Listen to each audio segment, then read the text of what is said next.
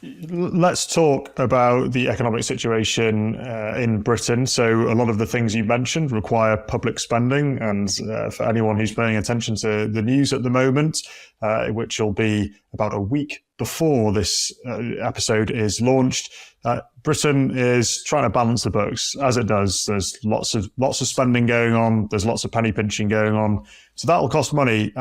If you look at the UK compared to the state which you now live in the United States, Mississippi, which is the poorest state in the US in the league table, Mississippi is still richer than Britain. Why do you think that is? Well, it's fascinating. I think Mississippi overtaking the UK in 2023 in terms of per capita GDP was a milestone moment. It really, I think, vindicates free market reforms. In the 4 years that I've been here, Mississippi has made some significant changes. Income tax, this very day, the governor of Mississippi is signing a bill to eliminate the state income tax entirely. It's a flat 4% now. It will be eliminated entirely by 2037. He's doing that round about the same time that in Britain, there is a spring statement where Rachel Reeves is increasing the tax burden.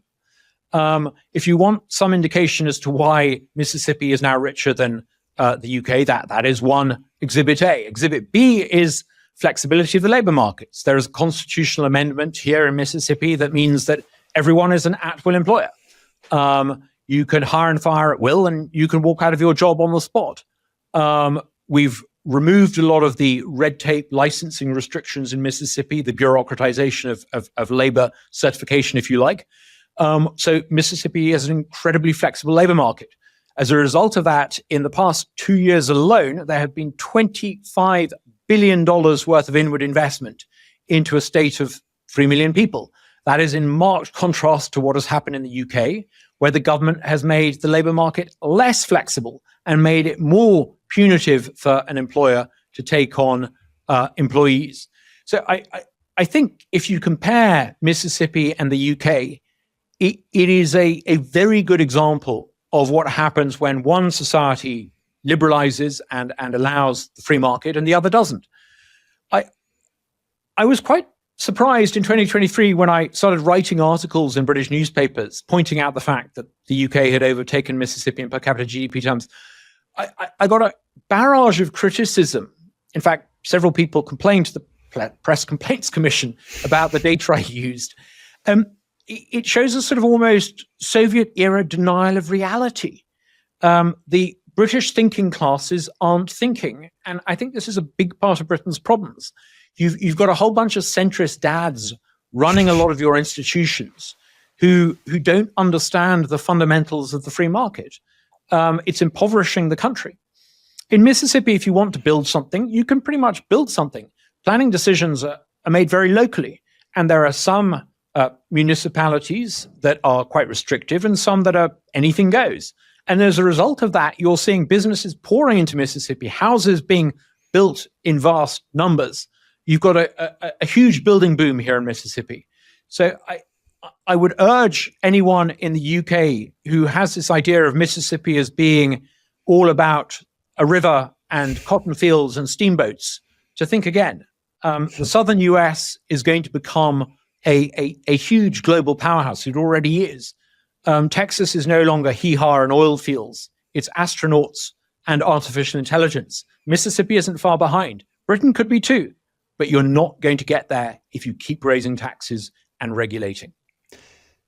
I nearly butted in right at the start there as you're talking about tax rates and cash in the pocket to ask, have you got a job going in your office? And I'm sure there are plenty of people in Britain who would make that jump if given the opportunity. And it has been proffered in various circles online that Trump could give Starmer a good bloody nose if he was to change the visa requirements to make it easier for Britons to move over there. Do you think that with the sentiments that the new administration have brought in, specifically around demographics, future of the country, that you've been speaking about in this podcast, do you think they would ever countenance the idea of easing visa restrictions for Britons?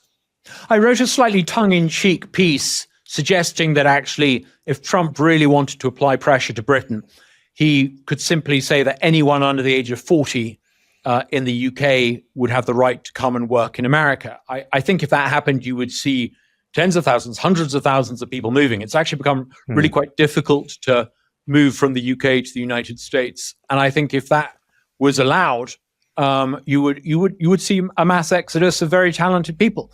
Now, I wrote that partly to make a point, but I also think that if that were to happen, one of the benefits of it, it would force the government of the day to recognize that it has created a society with its high tax and high regulation and nanny state mentality, and frankly, sort of state-sponsored neurosis.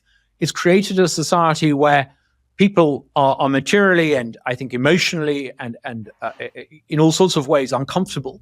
I think if America was to do that, it would force change in Britain.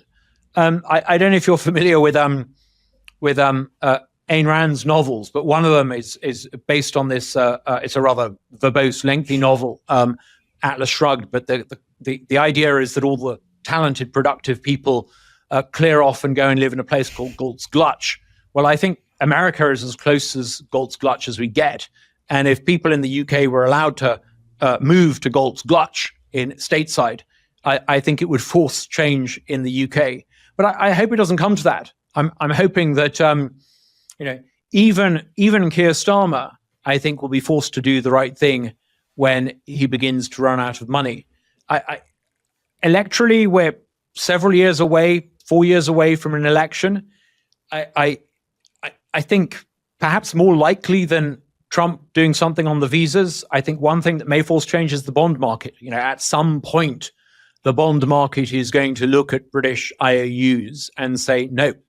And I think you might, long before you see anything from Trump, I think you might see the bond market actually force the government begrudgingly to start doing some of the things that it needs to do.